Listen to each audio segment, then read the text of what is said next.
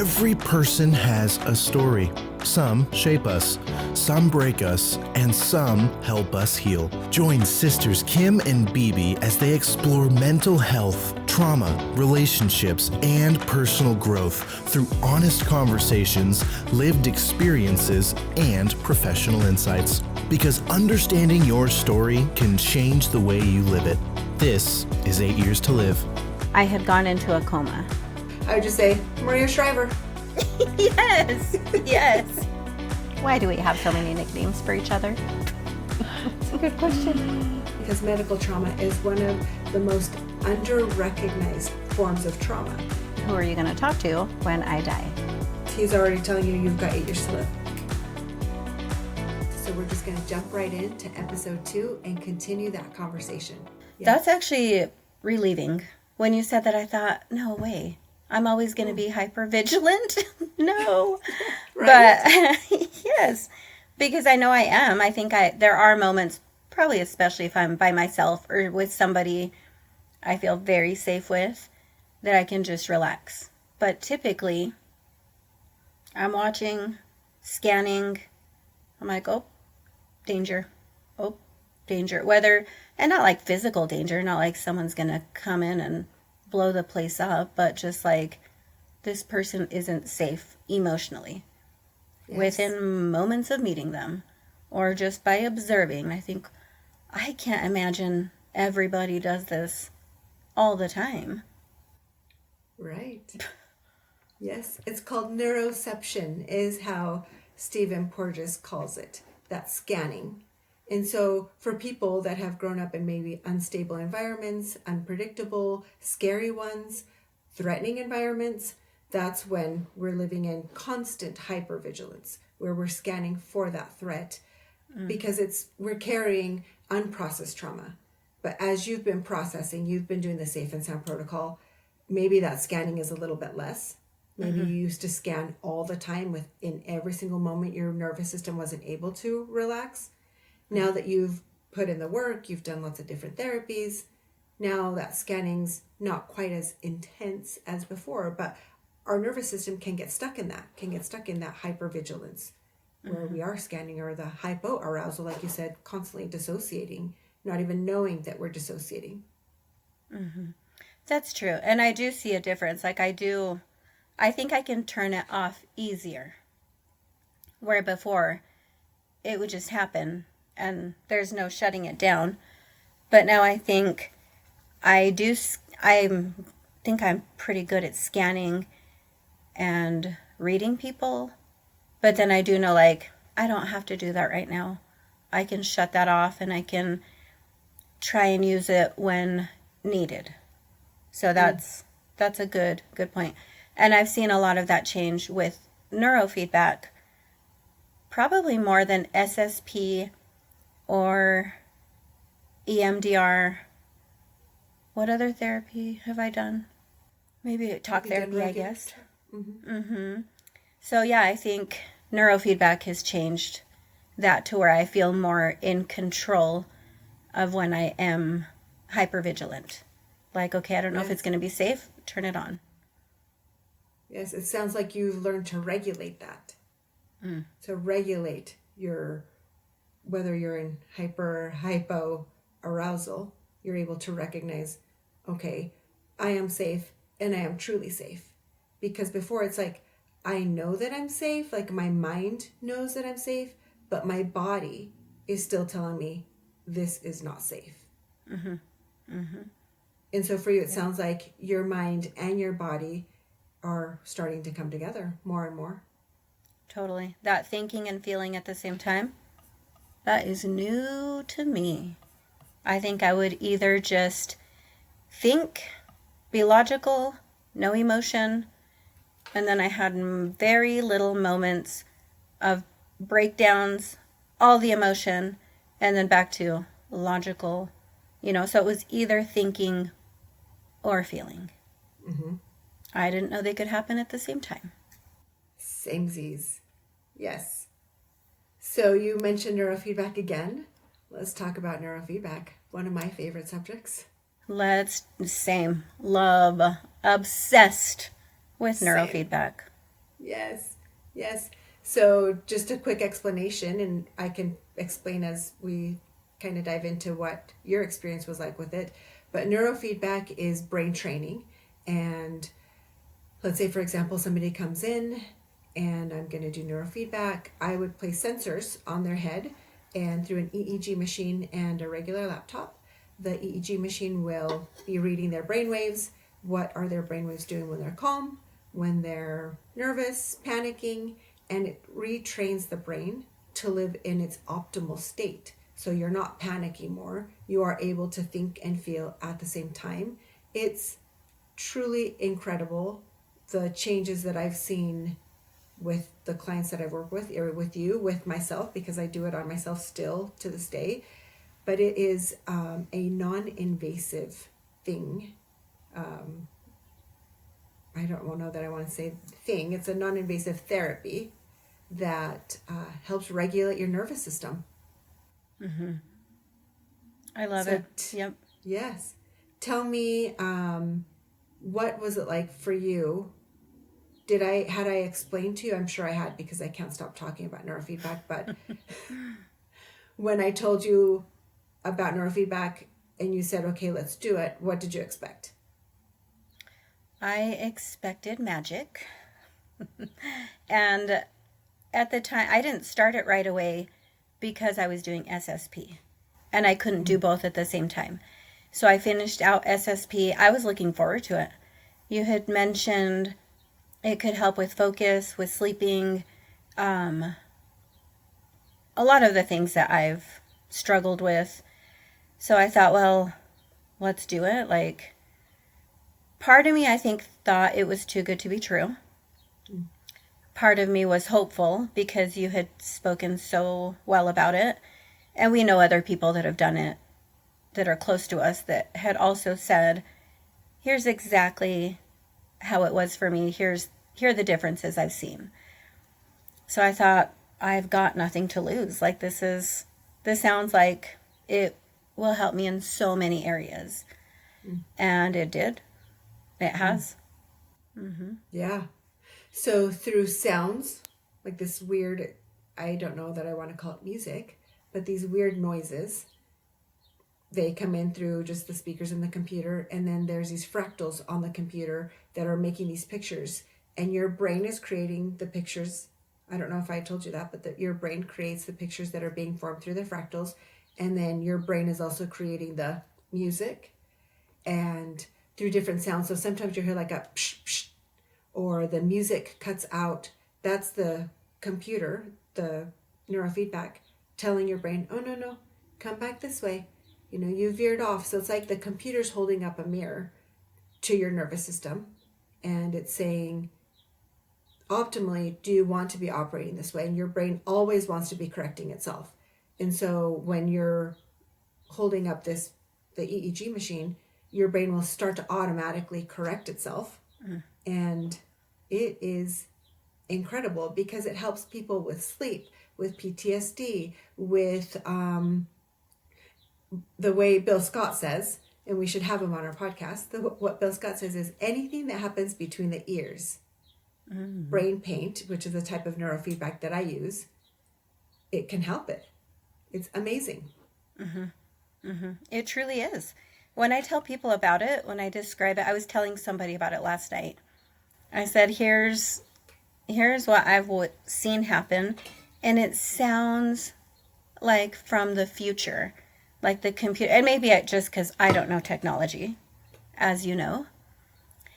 When I saw it happening before my eyes, I thought, that's my brain. Like, I can't even understand that.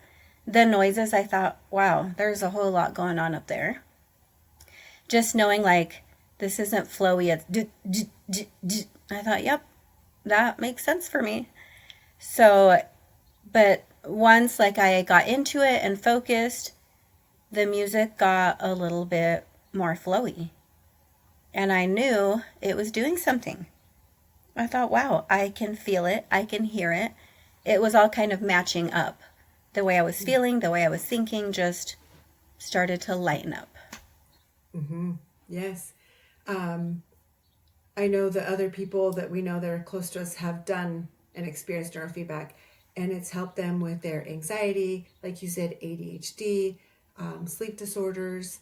So it's so many different things. Chronic pain, it can help with that. It can help with neuropathy, obviously nervous system dysregulation.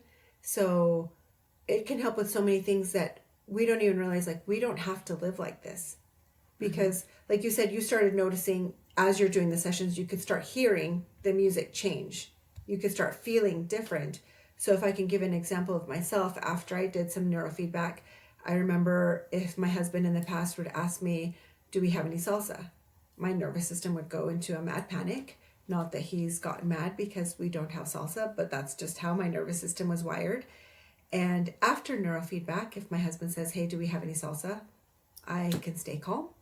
I can ask him, I'm not sure, but let's go look. It's not like my nervous system is no longer going into this panic where I can think and feel at the same time. So you said that you noticed things starting to shift for you. On average, people start to notice this shift after about 5 to 8 sessions. Do you remember what session you were at when you started to notice the shift? I would say, I think when we were talking about it the other day, probably the 4th session, I would say. After the 4th session, I started with the nonlinear protocol. So just a very gentle approach. So I noticed some changes there, and it wasn't until the next session that I started to notice like things, intense things. When did we decide that was, that I noticed that I had like that big, I don't know if to call it a revelation or memory or... That was on your second intensive, not the first intensive. Okay. So, and you're asking about the first one? Yeah. Okay. So the first one, gosh, we talked about it. I cannot remember what I first noticed. Do you remember what I told you? I think it was that you were more regulated. You noticed that you weren't panicking as much in specific situations with specific people. So if someone would say something to you, you were able to think and feel at the same time. And your body, maybe instead of going to a 10, it started going to a 7, panic-wise. Okay. Yes. Yep. I do remember. So, and it was kind of hard to tell at the time because I wasn't able to practice it. But once I got home and did like my day-to-day things, the things that typically would make me like flare up or feel some sort of way, panicked, anxious, I wanted to go into that. Like I almost thought, oh my gosh, I'm going to get anxious. And then I would remind myself, I don't have to. Where before, I would just react. I would just feel anxious, carry on with the day. But after neurofeedback, I felt like I knew I had a choice. Like, oh, typically I go into panic. And now I don't have to. I can choose, which sounds crazy because who doesn't know that they can't choose? Apparently a lot of people. So I think subconsciously, I don't think I knew I had a choice. You just bear through it, as we do, like toughen up and you're just gonna power through. And then after that, I didn't have to power through because I could choose not to feel that way. Yes. A dysregulated nervous system doesn't realize that you have options. That's why often it's all or nothing thinking, that black and white thinking. You have no other choice. This is the only thing that you can do. But it sounds like your nervous system started to give you the option. And it is such a subtle shift that it's almost like your brain slows things down and reminds you, do you want to react this way? Or do you want to react this way? It's like, yes. I'm going to try something new. Yes. Yeah. So even you in mentioned speaking, sorry, I was just going to say, even in speaking, I can take more time in thinking through my sentences, where before I feel like I would just talk, stop, and then what was I saying? I know I still do that, but not as much. I can think it through, pause, go back in my brain, and kind of retrieve information where before I was all over the place. Mm-hmm. You can have more of a linear thought. Yes. Yeah, that's so amazing. Mm-hmm. So you mentioned that you did the nonlinear protocol and that you've done 2 protocols, and both times you've done intensives. So what that means is with neurofeedback, it's just like learning how to ride a bike. Or learning how to play the piano. When you take lessons to do either one of those things, if you're consistent, let's say that you're going to the teacher twice a week, your brain picks it up faster than if you're doing it once a week or once a month. So neurofeedback's the exact same, and it's the same type of learning.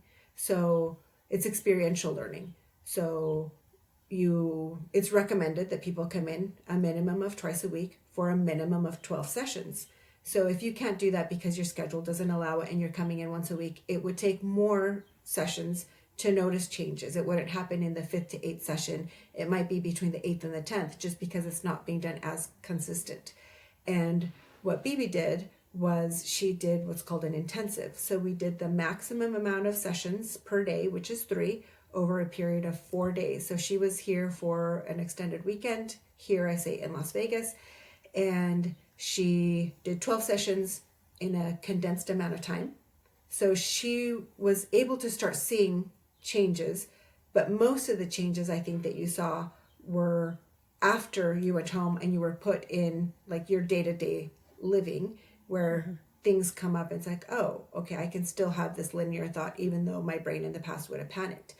And you've done 2 out of the 4 that we typically do. So you've done the nonlinear, and then you've also done alpha theta. The alpha theta protocol is specifically for any like stress related PTSD, traumatic events that can start reducing those somatic sensations that come up when we've experienced something traumatic or through stress. And so you've done both of those at different points in this last year. Yep. I have loved both. So I don't know if we want to talk about when I initially got sick or the memory that came up first. Yes. Talk So about which one you choose. Let's go into, because I think when you initially got sick, I think that will be a whole episode. So let's just briefly touch on you getting sick, but the main focus be on what came up and when during that neurofeedback session. I don't remember what session, but I can talk about what came up. Yeah. So, let's see. That was the eyes closed. And you can maybe talk about eyes closed. Yes. Okay. So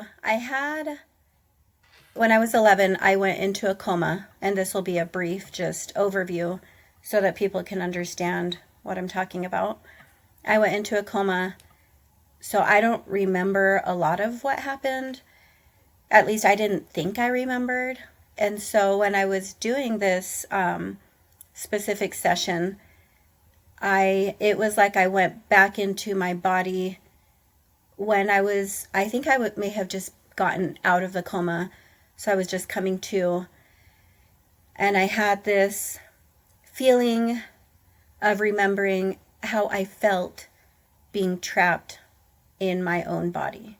So when I woke up from the coma, I had so much blood in my brain, I couldn't see. My body was not functioning in any way. So I just remember not being able to speak, not being able to communicate. Everything was dark. I was scared. I had some knowledge that I was not home, but I didn't know. So I didn't know anything. I didn't know where I was, who I was, just very confused and very scared.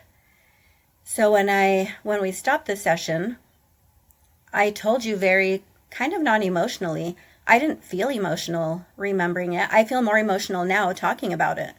But at the time, I just thought, oh my word, like that was crazy. I just can't imagine, say, my niece or somebody at 11 waking up or being kind of aware of not being able to do anything, having no power, no control over your own body.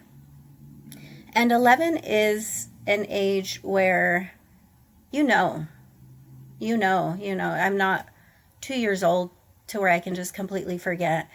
I knew enough to know that I should, and I was scared. It was very, very strange to go back to that memory because I didn't even know it was there. So crazy. And so, like you said, you're more emotional now. Like, what emotions are coming up? I would say sadness, just for that little girl.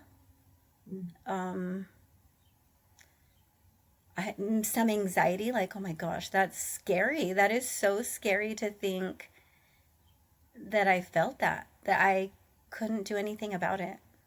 I would say probably fear and sadness are the two biggest things that come up.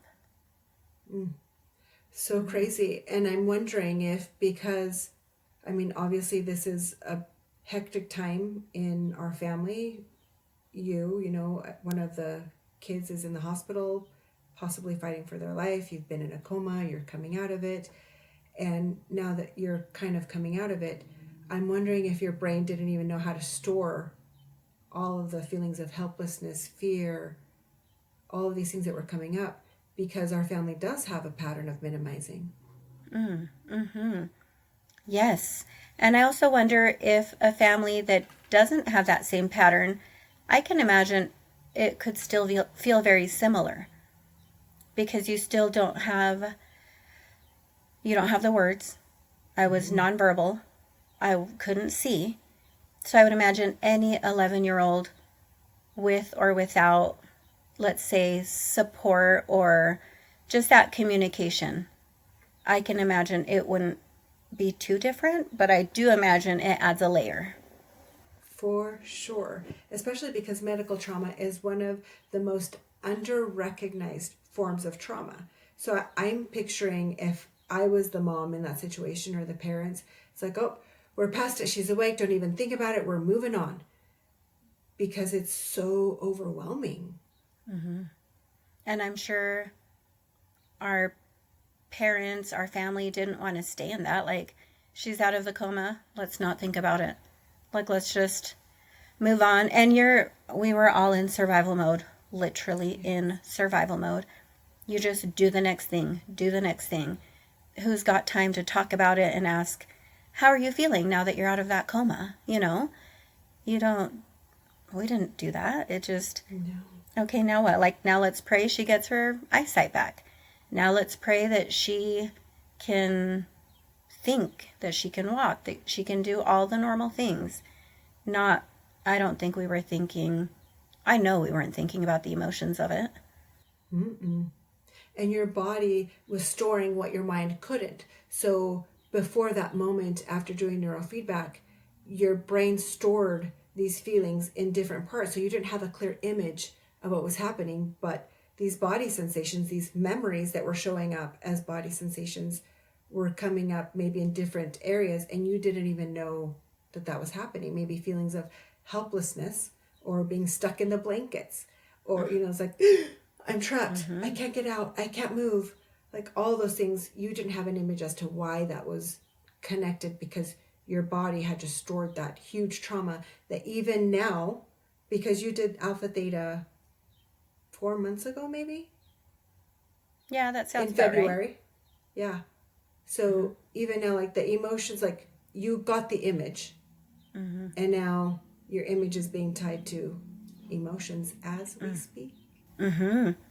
Yes, and I've thought about it since, and every time I think about it, it blows my mind. I think, wow, I need to feel through this. Like, I need to be okay with feeling sad for myself or feeling scared, helpless, all the things. I think, of course, validating my own emotions, because before neurofeedback, I should say, I think I would think, why do I feel bad or sad. That was how long ago? I'm 42. Like it was sad. That sucks. So be it. Move on. And now I think, wow, I had never processed that because I didn't even know that I remembered that.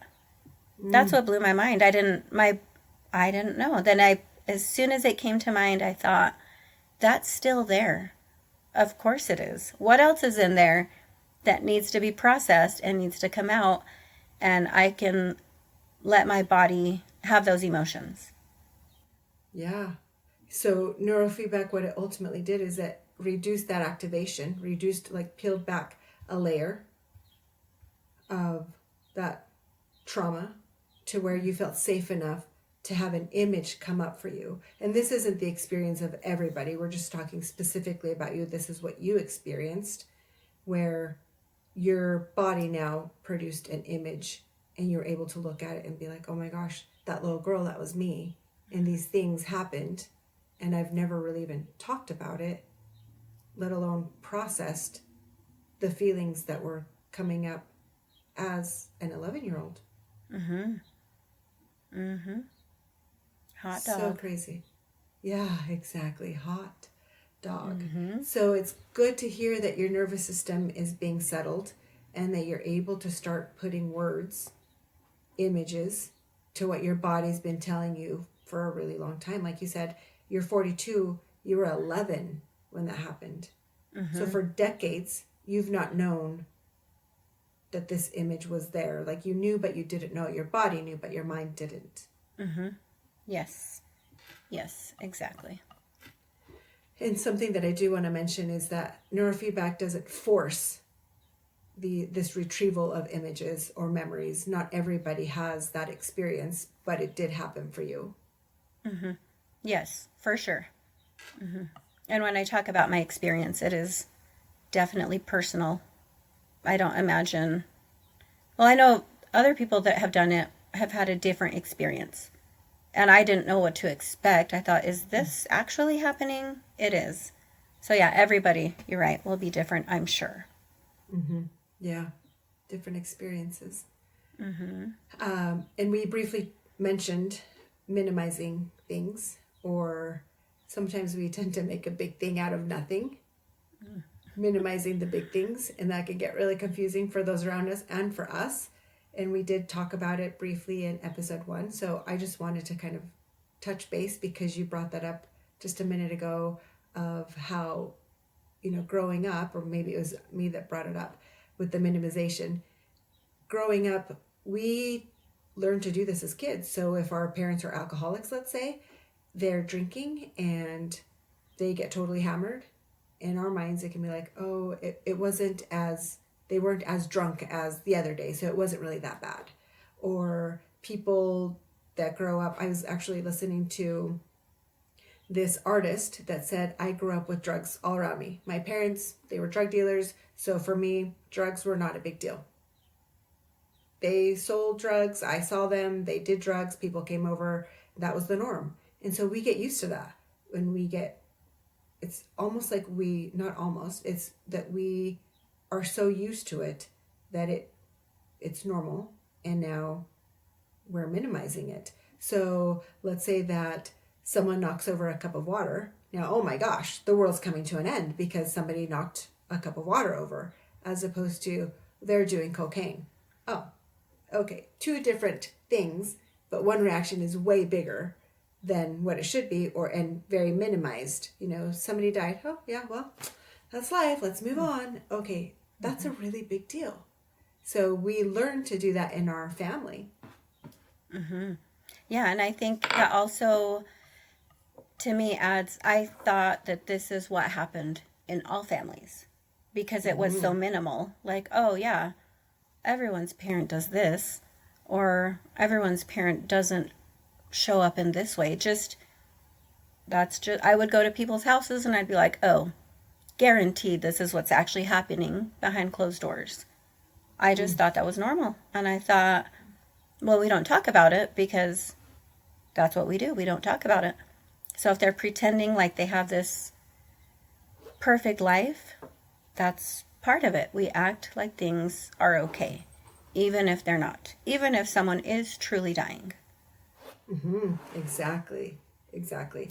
And that kind of ties it into attachment theory. As kids, we learn, if I have a big reaction, let's say I cried because I didn't get a lollipop, and that's met with, my parents say, stop crying. Why are you crying? That's just a sucker. You shouldn't be making a big deal out of nothing.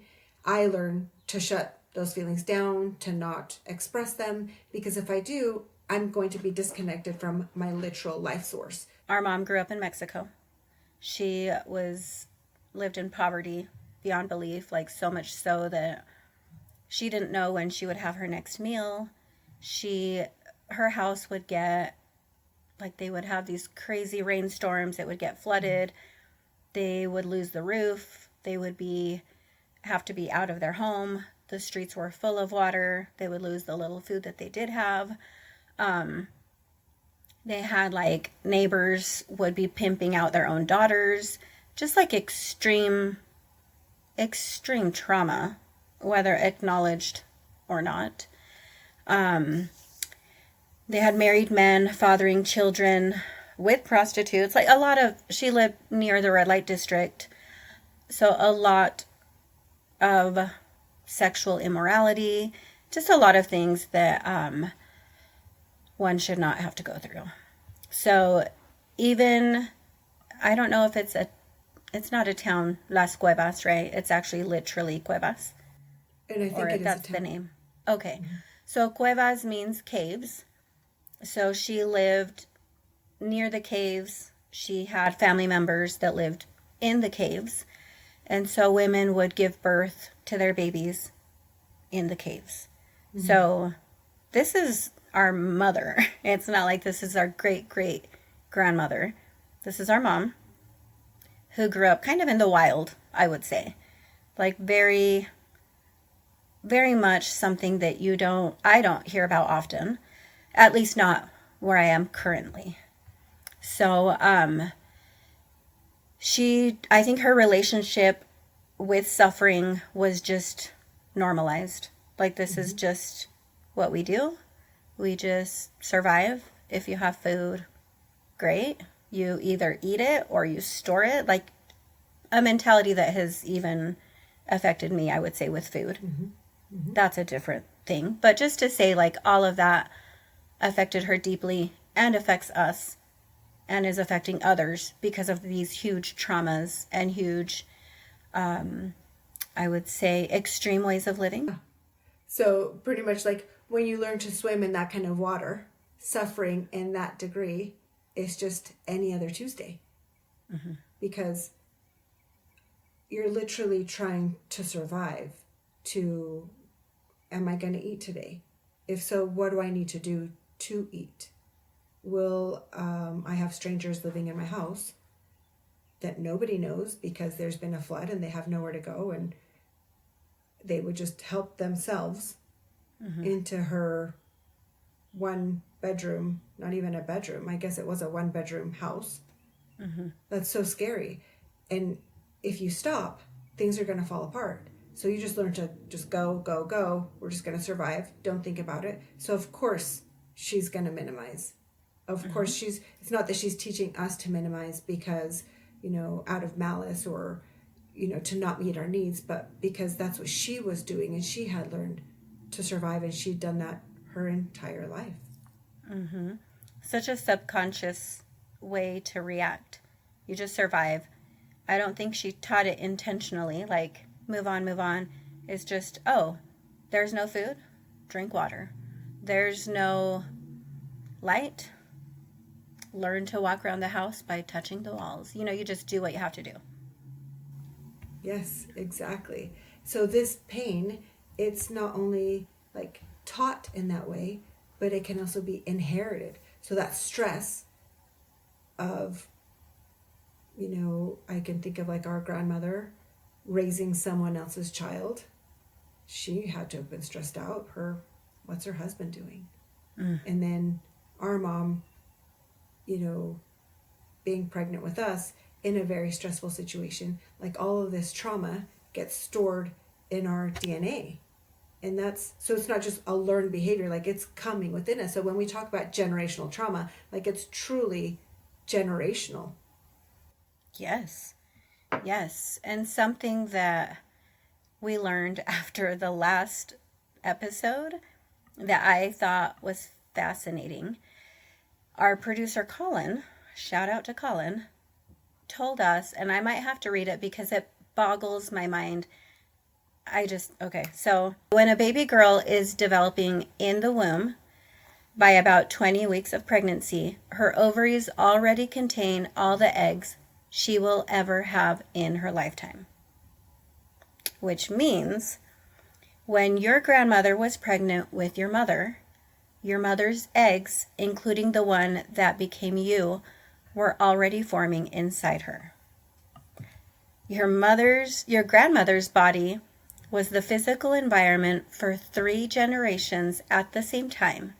So whatever your grandmother was living through, the poverty, the exploitation, the survival, you were there for it before you were even a possibility, before your mother was even born.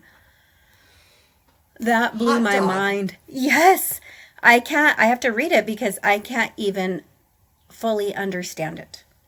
Yeah. So what our grandmother was experiencing with this tremendous poverty, our grandmother lived in a hut, like an actual hut made out of sticks and rocks and mud. She cooked over fire when she was first married. Any stress that was happening within her body when she got pregnant with our mother, then our mother being in her womb was experiencing that same stress. And then by 20 weeks, her eggs, so us, we were experiencing the same thing. I know. My mind blew. Blew. Yes. Blew. Yes. So this is where epigenetics comes in. Yeah. And it's like, this is when you stop to think about it, it's like, wow. Yes. Wow. Wow. Thank you, Colin, for informing us. I hope you have another big something to tell us after this episode. So we have days to process. Yes, because they've done research on Holocaust survivors or like famine survivors. And even though they, like the descendants, so the grandchildren of the Holocaust survivors, they will have very similar experiences, even though they've never experienced the Holocaust or famine. But because the grandparents did, that got passed down. The nervous system dysregulation got passed down, which I know, like, I've heard our mom say, you know, don't be stressed out or don't look at anything ugly when you're pregnant because you're going to pass it down to the child. Okay, I don't know about looking at anything ugly, but that dysregulation is truly passed down. And so I think no wonder we've learned to minimize certain things. Like, no wonder we have food issues, and we can get into that later. But that's just, she was extremely poor. Her mother was extremely poor. They lived day by day. And of course, that generational trauma, it's going to be layered and layered and layered. I was talking to Josie today, a therapist here in Las Vegas who specializes in trauma, where she was saying, you know, we do carry that generational trauma 3 generations back. And now it's like a full picture. Yes. Yes. Yes. No wonder. No wonder. That makes so much sense. The hypervigilance, the hyperarousal, hypoarousal, what were they going through? Passing that out down to us. Yeah. It makes sense now why, for me, like, I've been in therapy for a long time. I went to school to be a therapist, and so I'm still very much into that mental health field. We're learning about our system and how our nervous system reacts. And I just think, I used to tease because at one point I had 2 therapists, a psychiatrist, and I was in group therapy, and I'm like, will this ever end? Will I ever be able to feel normal? And now I think, well, it's layer upon layer upon layer of trauma, not just mine, but then generational trauma. And so peeling back those layers gives us a bigger picture of what happened, a better understanding, and it helps us to, like, show ourselves compassion. and not to minimize what we went through. Oh, it makes sense. We can say it makes sense that we're reacting this way because of all these things that have happened to us through these generations. Yes, through the generations, currently in our life, out of the womb, there's a lot to decipher there, I would say. Yes, exactly. So our trauma didn't start with us. It started generations ago. And it doesn't have to end with us either, but it can. That's a choice. Yes. It can. And now we know that. We have the tools. Yes, a choice that we don't even sometimes know that we have. Oh, for sure. I just wanted to use Gabor Mate, his definition of trauma. Gabor Mate is a physician and he's a trauma expert. He's done a lot of research in Canada specifically. I think it's the I have to think, never eat sloppy waffles. So northwest part of Canada, I believe. He has done a lot of research with addicts. Canada believes that they've like assigned these blocks and blocks for all addicts, and they can live there without question. And so Gabor, I talk about him like he's my friend. Gabor went in and did studies with these addicts in this specific place in Canada, where he learned that trauma isn't what happens to us. It's what happens inside of us when that trauma is happening. So I think that's a really good way to look at it. It's like we can be in a traumatic situation and I might not be traumatized, but the person next to me is, because maybe I've got more tools to handle what's happening. And so internally I can regulate myself, but the person next to me might not have that. And so for them, what's happening inside of them, if it's too much, it's too fast, and then nobody's there to walk them through it, then that's when that trauma gets to be traumatizing. So the trauma isn't the actual event.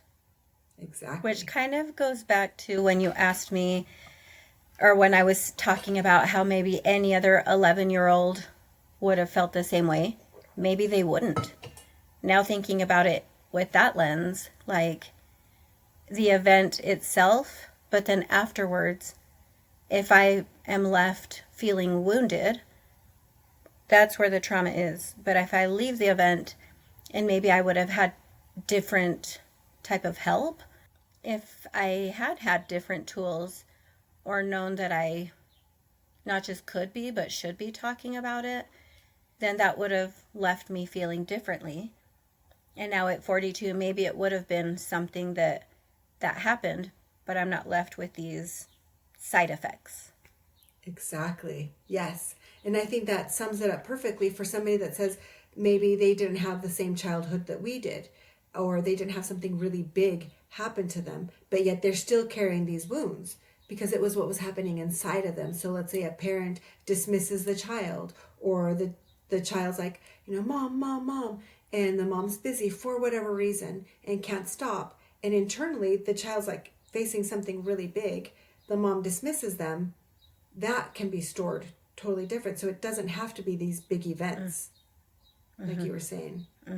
Doesn't have to be big T trauma. It can be Exactly. little T trauma, but if no one's on the other end, we will be left with that wound. Yes. Being told to go to your bedroom when you're crying and you're having really big emotions and you have to go figure them out alone, that can really shape your nervous system and shape how you're going to react as an adult. As we are prime examples. Exactly. Maria Shriver. Yes.